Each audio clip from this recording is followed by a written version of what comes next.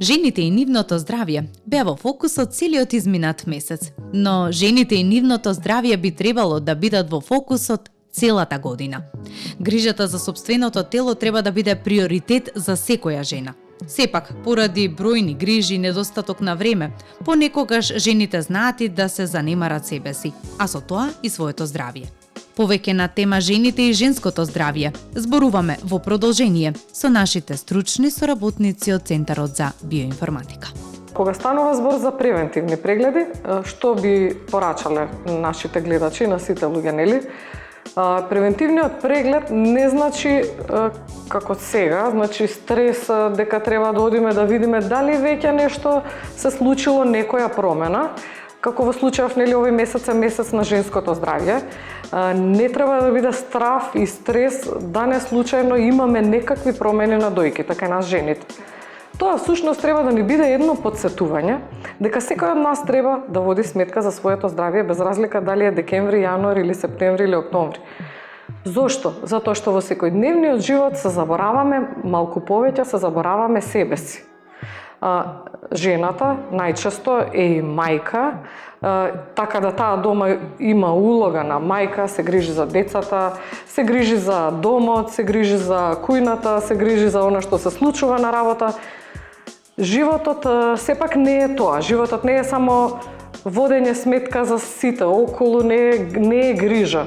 Животот треба да биде начин на живење и доживување на секој момент, на ова убаво искуство. Животот е нешто сосема друго. Идејата си ја создаваме самите.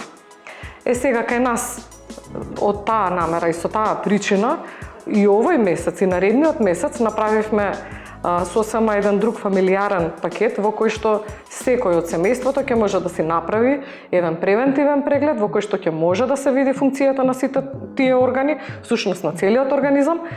И на крајот што е поентата, секој од нас треба да работи на своето здравје за да биде да се чувствува убаво, да живее квалитетно, да биде здрав, да не дојде до некаков здравствен проблем. Здравствените проблеми се всушност реално на крај последица од не грижа за самиот себе.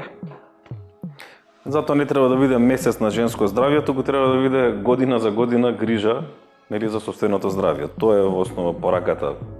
Ајде нека биде месецот како символика за идејата да биде тоа продолжено или во текот на цела година. Тоа е само едно потсетување, нели на некој начин, дека секој од нас треба да работи на себе, да биде свесен.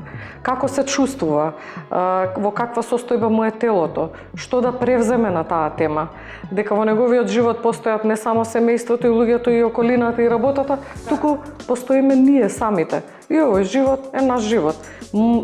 Поентата е да научиме како да живееме поубаво и поздраво. Без страв. Да, без страв. Кај нас на овој диагностички преглед ние не гледаме дали имаме некакви канцерогени промени, тоа мораме, нели, да го дефинираме, затоа што се мери функција на сите органи. Тоа што значи ќе видиме дали некои системи се многу слаби, дали таму треба да се подобрат, дали имаме проблем со спиењето, со нервниот систем, со имуниот систем, репродуктивниот систем, коски зглобови. Меѓутоа, какви промени да има, може да се работи на нив и може да се делува на регенерација, враќање во нормална функција, подмладување и се останато што ни треба. Дури да има проблем, може да се третира и може да се реши. Тоа е најважно од се.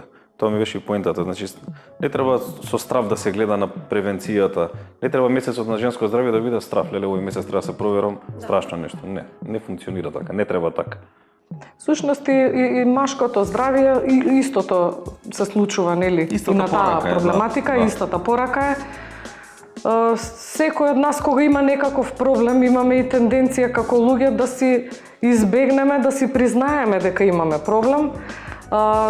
Тие се осетливи органи кои што знаат порано да затајат со функционирање од останатите органи.